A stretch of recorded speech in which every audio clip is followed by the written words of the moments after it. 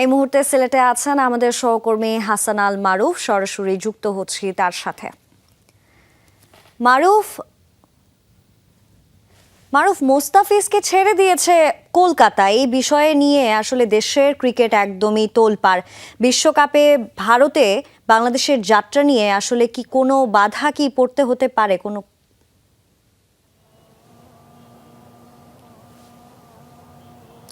সানজানা, অল্প কিছুক্ষণ পরেই বিসিবি একটি জরুরি বৈঠক ডেকেছে। 9:30টার দিকে সেই বৈঠক শুরু হবে, যেখানে যেহেতু বেশিরভাগ পরিচালকই এখনও ঢাকায় অবস্থান করছে, যার কারণে জুমেই সেই বৈঠকটি অনুষ্ঠিত হবে। তবে যতদূর শোনা গেছে, এই বৈঠক থেকে আসলে হুট করে কোনো সিদ্ধান্ত নেবে না বিসিবি।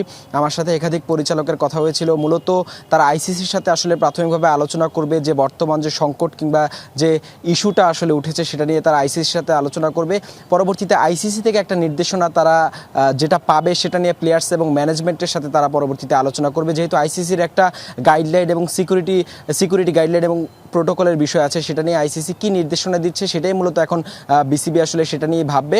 এবং পরবর্তীতে যদি শেষ মুহূর্তে বিশ্বকাপের আগে তারা মনে করে যে সেই থ্রেট কিংবা শঙ্কা এখনও আছে, সেক্ষেত্রে ভারতে যে কলকাতায় যে বাংলাদেশের ম্যাচগুলো হওয়ার কথা রয়েছে, সেই ম্যাচগুলো পরবর্তীতে যাতে শ্রীলঙ্কার মাটিতে হয় সেটার জন্য তারা আইসিসির কাছে আবেদন করবে, এমনটা আমাকে একাধিক পরিচালক জানিয়েছে। তবে সেটা আসলে একদম শেষ মুহূর্তে, তবে তার আগ পর্যন্ত তারা যে বর্তমান পরিস্থিতি কিংবা সিকিউরিটির বিষয়ে তারা পর্যবেক্ষণ করবে, আইসিসির সাথে তারা দফায় দফায় আলোচনা করবে, এমনটা এখন পর্যন্ত জানা গেছে। এবং আজকের মিটিংয়ে আসলে এই বিষয়গুলো নিয়ে মূলত আলোচনা হবে।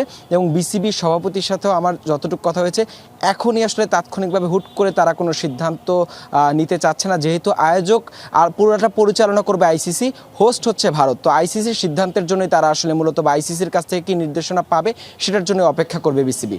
সানজানা। মারুফ, আপনাকে অনেক ধন্যবাদ।